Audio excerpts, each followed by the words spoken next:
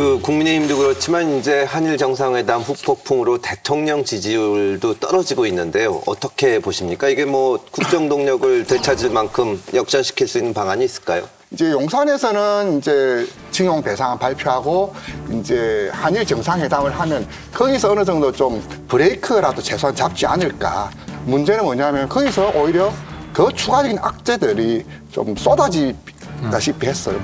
또 생각지도 못했던 뭐 후쿠시마, 뭐 오염수, 뭐 위안부, 독도 이런 단어들까지 쭉쭉 터져버리니까 윤 대통령이 그래도 정면 돌파를 할 수밖에 없다라는, 물론 그런 측면에서는 이른바 백척간두 진일보라고 지도자의 어떤 뭐 판단 혹은 행보에 대해서는 그 점에 대해서는 좀 높이 평가를 합니다.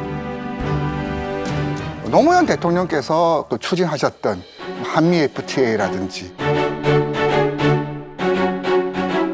이라크 파병, 그리고 이제 제주 해군기지 건설은 그때 노무현 대통령의 그 용기와 결단이 있었기에 가능했었거든요. 노무현 대통령께서는 이 진영의 문제가 아니라 국익의 문제고, 또 우리 국민들은 그것을 판별할 수 있는 그런 충분한 인식이 있다라는 말씀까지 하셨음에도 불구하고 진영 내에서 격렬한 반대가 있었거든요.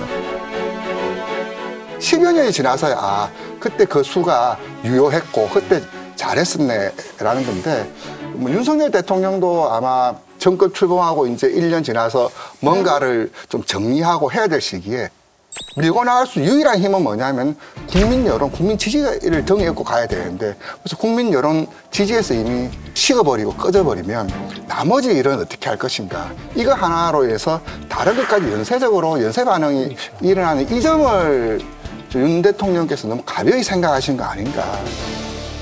노무현 대통령은 물론 진영 내 일부 반대가 있었지만 그건 극복을 하고 뛰어넘어갔고 뭐 한미 FTA든 또 이라크 파병이든 실현했고요. 다만 그 당시에 노무현 대통령의 상대 진영 등 반대 진영 등 그 당시에 야당은 또 적극 지지했었습니다. 그렇죠. 네. 그게 전혀 다르죠. 네. 지금은 윤석열 대통령의 반대 진영이라고 할 수 있는 우리 민주당에서는 뭐 적극적으로 좀 반대하고 있고, 또 진영 내부에서도 일부 사실은 적지 않은 분들이 또 반대하고 있는 상황입니다. 도대체 윤 대통령께서 대한민국의 영업사원 1호라고 말씀하셨는데 일본의 영업하러 갖고 얻은 게 하나도 없는 거예요.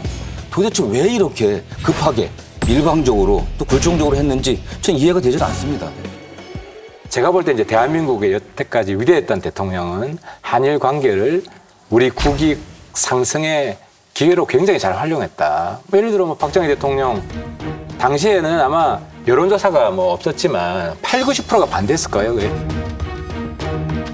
그 유명한 6.3 시위가 한일 국교 정상화 이거 반대한다고 일어났잖아요.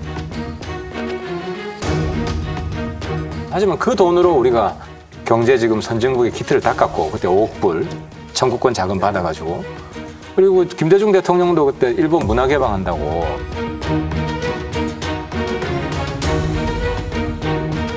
그때 80%가 일본의 문화 식민지 된다고 반대했어요. 외색 문화, 뭐 삼성. 뭐. 근데 지금 보면은 오히려 그 반대가 됐잖아요.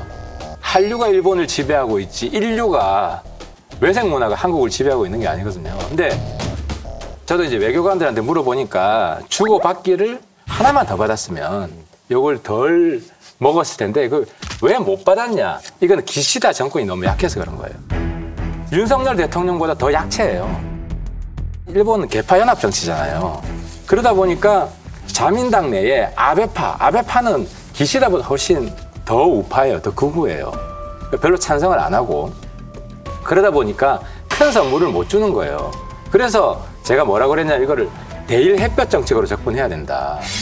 대일 햇볕은 충분히 해준 거 아니에요? 아니, 그렇죠. 근데 이제 아니, 저는 기시다 정권이 말씀하신 대로 약하기 때문에 일본이 옷을 벗어야 되는데 우리가 옷을 나눠줬잖아. 그러니까 기시다 정권한테 예를 들어서 제칠 광부 뭐 하는데 동의해달라 그러면 그럼 일본 대사관 앞에 소녀상부터 좀 다 없애고 합시다. 이쪽에서 더 요구할 것 같다는 거죠. 그럼 우리야말로 지금 급해졌어요. 성과를 안 내서 지지율이 팍 떨어지니까. 우리가 더 내주게 생긴 거 아니냐. 이게 비판의 핵심이거든요. 이게 협상을 잘해야 되는데, 근데 이제 제가 일본 정치인들 자주 만나는 편인데 일본 내에서 혐한 감정이 너무 올라가가지고 거의 일본의 적국이 북한인지 한국인지 구별할 수 없을 정도로 반한 감정이 올라가 있었어요. 근데 지금은 이게 많이 풀어져서 일본 내의 우군을 우리가 많이 확보하면 확보할수록 일본에서 얻을 수 있는 게 많아질 수 있다는 거죠.